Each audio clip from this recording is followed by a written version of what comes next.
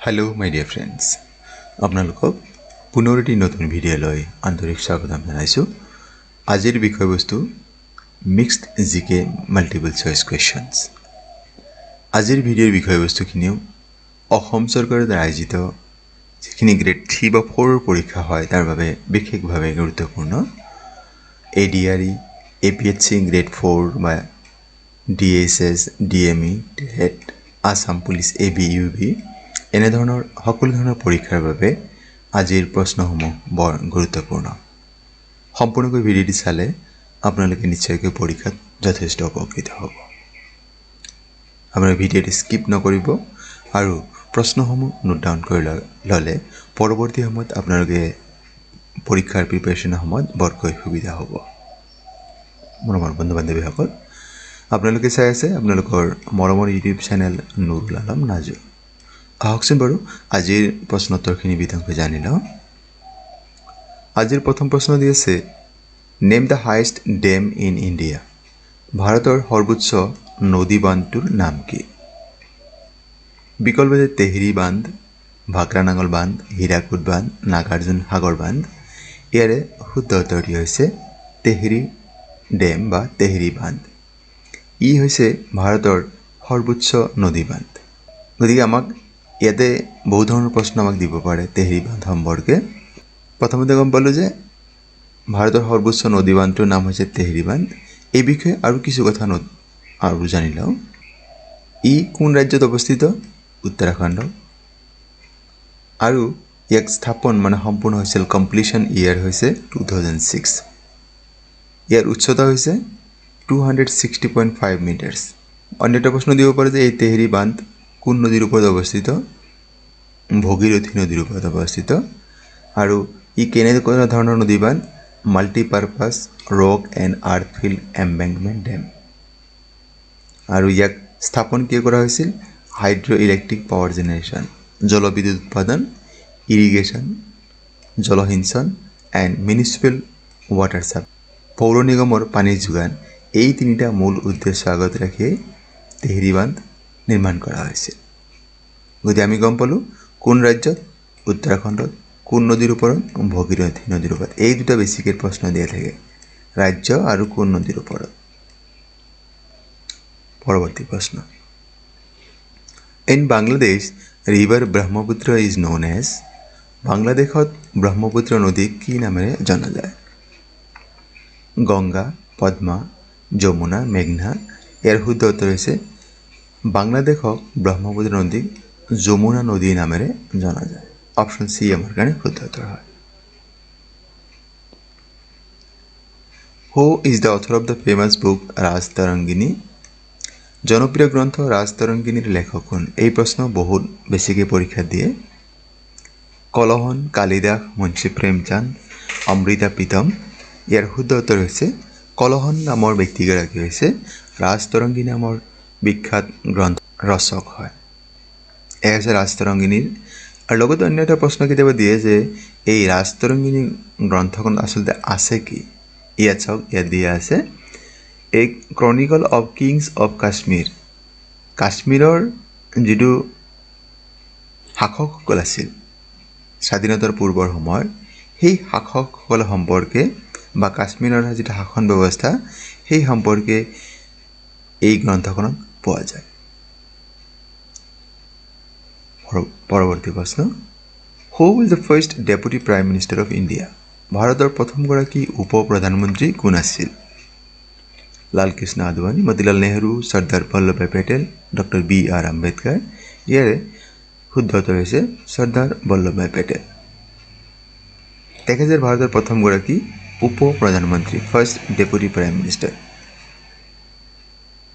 আৰু তেখেতৰ এটি জনপ্ৰিয় নাম হৈছে আইৰণ মেন অফ ইণ্ডিয়া ভাৰতৰ লৌহ মানৱ বুলি ক'লে চৰ্দাৰ বল্লভভাই পেটেলক বুজায় আৰু অসমৰ ক্ষেত্ৰত যদি আমি কওঁ আইৰণ মেন অফ আছাম তেন্তে অসমৰ দ্বিতীয়গৰাকী মুখ্যমন্ত্ৰী বিষ্ণুৰাম মেধিক বুজায় এই প্ৰশ্ন আমাক বহুত সময় দিয়া দেখা যায় যে who is known as iron man of India ভাৰতৰ লৌহ মানৱ বুলি কাক জনা যায় উত্তৰ হ'ব চৰ্দাৰ বল্লভভাই পেটেল তেখেতৰ বিষয়ে আৰু দুটামান কথা জানি লওঁ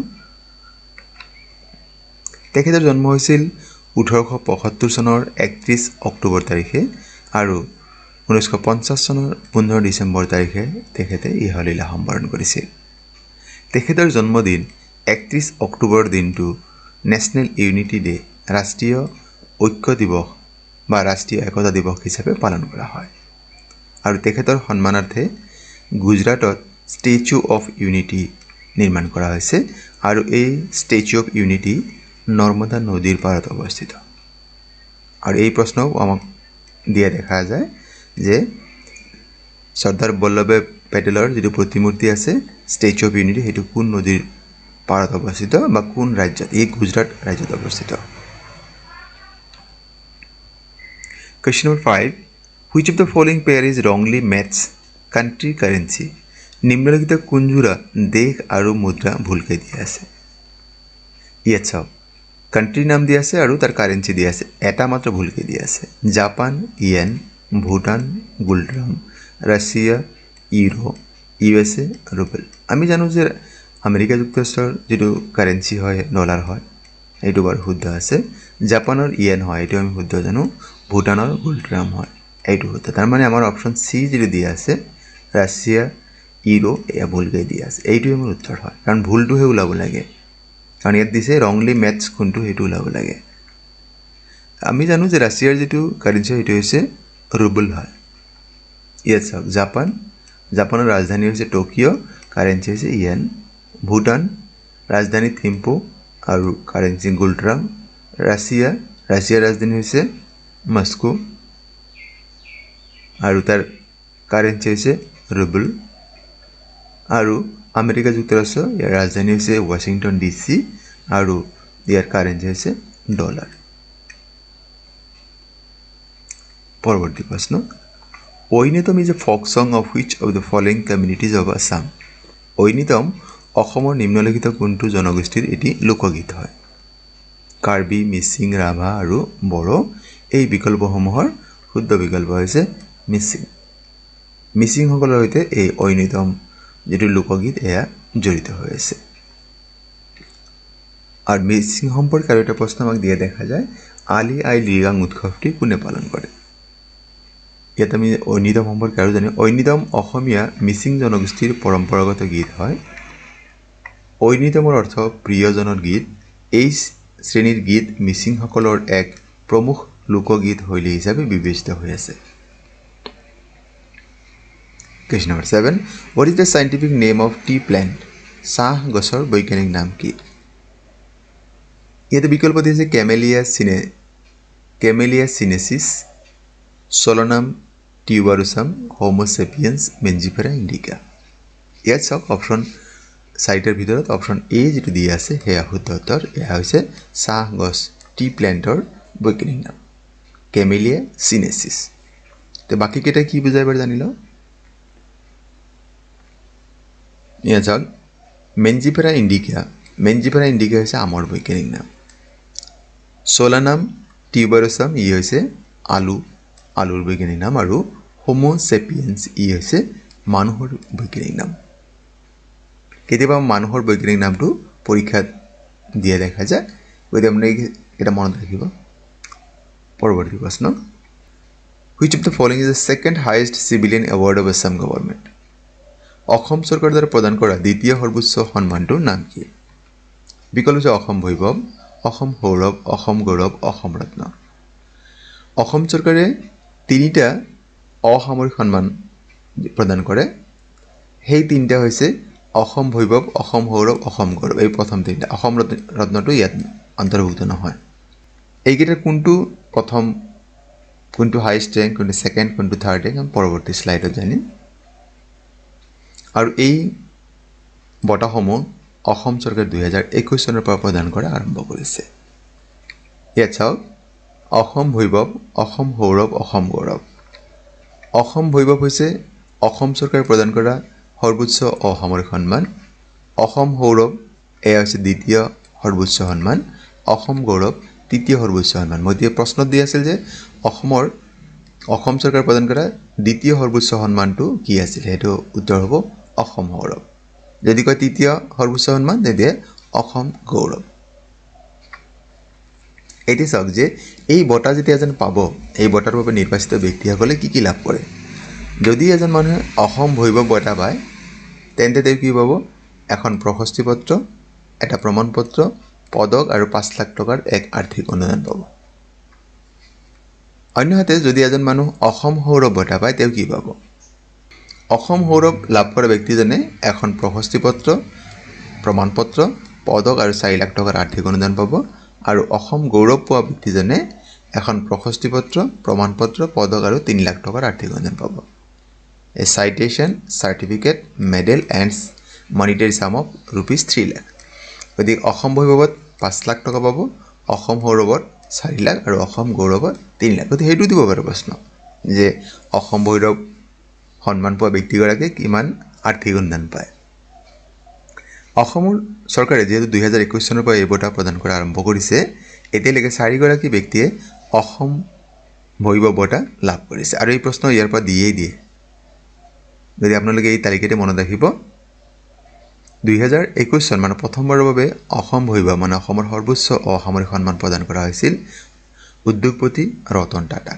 2021 চনত দ্বিতীয়বাৰ এই বঁটা প্ৰদান কৰিছিল ডক্টৰ তপন শইকীয়া 2022 চনত তৃতীয়বাৰ এই বঁটা প্ৰদান কৰা হৈছিল জাষ্টিস ৰঞ্জন গগৈ 2023 চনত আৰু চতুৰ্থবাৰ মানে হেইহতীয়াকৈ প্ৰদান কৰা হৈছে ৰাণা প্ৰতাপ কলিতা 2024 চনত গতি দিব পাৰে যে প্ৰথমবাৰ কাক দিয়া হৈছিল দ্বিতীয়বাৰ কোনজন ব্যক্তি দিয়া হৈছিল আৰু এইটো তালিকাটিৰ পৰা প্ৰশ্ন আপোনালোকে পাব এতিয়ালৈকে 4 গৰাকী মানে 2024 চনলৈ আচলতে এই বঁটাসমূহ এটা মন কৰিব 2021 চনৰ বঁটাটো প্ৰদান কৰি 2022 চনতহে দিয়া হৈছে ৰাণা প্ৰতাপ কলিতাই তেখেতক 2024 চনৰ বঁটাটো প্ৰদান কৰিছে কিন্তু 2025 চনত গতিকে চনটো 2024 বুলি উল্লেখ থাকিব এয়া হৈছে অসম ভৈৰৱ যিটো সন্মান যিটো পদক থাকে মানে এইটো অসম সৌৰভ আৰু এইটো হৈছে অসম গৌৰৱ ইয়াতে ভিতৰত চাব আপুনি মন কৰিব অসমীয়াত লিখা আছে অসম ভৈৰৱ ইয়াতে অসম সৌৰভ আৰু ইয়াতে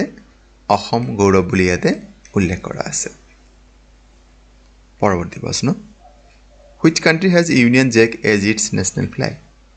কোনখন দেশৰ ৰাষ্ট্ৰীয় পতাকাক ইউনিয়ন জ্যাক বুলি জনা যায় United Kingdom Australia France Russia শুদ্ধতৰ হ'ব ইউনাইটেড কিংডম ইউনাইটেড কিংডমৰ যেটো ৰাষ্ট্ৰীয় পতাকা তাক ইউনিয়ন জ্যাক বুলি কোৱা হয় ইয়াৰ কাৰণ এটাই The flag of United Kingdom is called Union Jack because it combines the crosses of 3 countries তিনখন দেশৰ পতাকা মানে এটা ক্ৰছ হৈ আছে ইংল্যান্ড স্কটল্যান্ড আৰু আয়াৰল্যান্ড এইটো হৈছে union Jack Article 14 to 18 are related to সংবিধানৰ 14 পৰা 18 অনুচ্ছেদ কিহৰ লগত জড়িত right to equality right to freedom of religion right against exploitation right to freedom ইয়াৰ শুদ্ধ উত্তৰ হৈছে right to freedom সমতাৰ অধিকাৰ Article 14 পৰা 18 লৈকে জড়িত হৈ আছে আমি নিশ্চয় জানো যে ভাৰতৰ সংবিধানত বৰ্তমান নাগৰিকৰ বাবে 6টা মৌলিক অধিকাৰৰ বিষয়ে উল্লেখ আছে ভাৰতীয় সংবিধানৰ মূল সংবিধান যেতিয়া ইয়াক কাৰ্যকৰী কৰে তেতিয়া সংবিধান 7টা অধিকাৰ আছিল বৰ্তমান কোন কেইটা অধিকাৰ আছে আমি তাক এবাৰ জানি লওঁ সংবিধানৰ right to equality আছে 14 to 18 আৰ্টিকলছত আছে সমতাৰ অধিকাৰ আৰ্টিকল 19 পৰা 22 লৈকে আছে right to freedom স্বাধীনতাৰ অধিকাৰ 23 24 আৰ্টিকলত আছে right against exploitation শোষণৰ অধিকাৰ 25 to 28 right to freedom of religion ধৰ্মীয় স্বাধীনতাৰ অধিকাৰ 29 and 30 আৰ্টিকল নম্বৰ ইয়াত আছে cultural and educational rights আৰু right to constitutional remedies article 32 সংবিধানৰ এই অধিকাৰ মানে right to constitutional remedies ইয়াক ডক্টৰ বি আৰ আম্বেদকাৰ তেখেতে ভাৰতীয় সংবিধানৰ আত্মা বুলি কৈছে soul of Indian constitution বুলি উল্লেখ কৰিছিল কেতিয়াবা প্ৰশ্ন দিয়ে যে ডক্টৰ বি আৰ আম্বেদকাৰে কোনটো মৌলিক অধিকাৰক ভাৰতীয় সংবিধানৰ আত্মা বা soul of the Indian constitution বুলি উল্লেখ কৰিছে আৰু কাইন্ড নোট ডাউন কৰি ল'ব বা কোনটো মৌলিক অধিকাৰ কিমান নং অনুচ্ছেদৰ সৈতে জড়িত সেই বিষয়ে আপোনাক দিব পাৰে আৰু ভাৰতীয় সংবিধান অন্য এটা অধিকাৰ আছিল হে আছিল ৰাইট টু প্ৰপাৰ্টি বৰ্তমান ই মৌলিক অধিকাৰ তালিকাৰ পৰা বাদ দিয়া হৈছে 1978 চনত গতিকে আজিৰ ভিডিঅ'ৰ বিষয়বস্তু ইমানে আপোনালোকে আজিৰ বিষয়বস্তুখিনি বা ইয়াৰ উপস্থাপন কেনে পালে আমাক কমেণ্ট যোগে জনাব আপোনালোকৰ কমেণ্টে আমাক বৰকৈ উৎসাহিত কৰে আমাক আৰু বেছি পৰিশ্ৰম কৰিবৰ কাৰণে সাহস যোগায় আপোনালোকে বিনম্ৰ অনুৰোধ যদি প্ৰথমবাৰৰ বাবে আমাৰ চেনেলটি চাই আছে আৰু এতিয়ালৈকে সাবস্ক্ৰাইব কৰা নাই আমাৰ চেনেলটি সাবস্ক্ৰাইব কৰিবলৈ আশা থাকিলে ভিডিঅ'সমূহ লাইক কমেণ্ট আৰু শ্বেয়াৰ কৰিব আৰু আজিৰ ভিডিঅ' সম্পূৰ্ণকৈ চোৱাৰ বাবে আপোনালোকক জনাইছো অশেষ ধন্যবাদ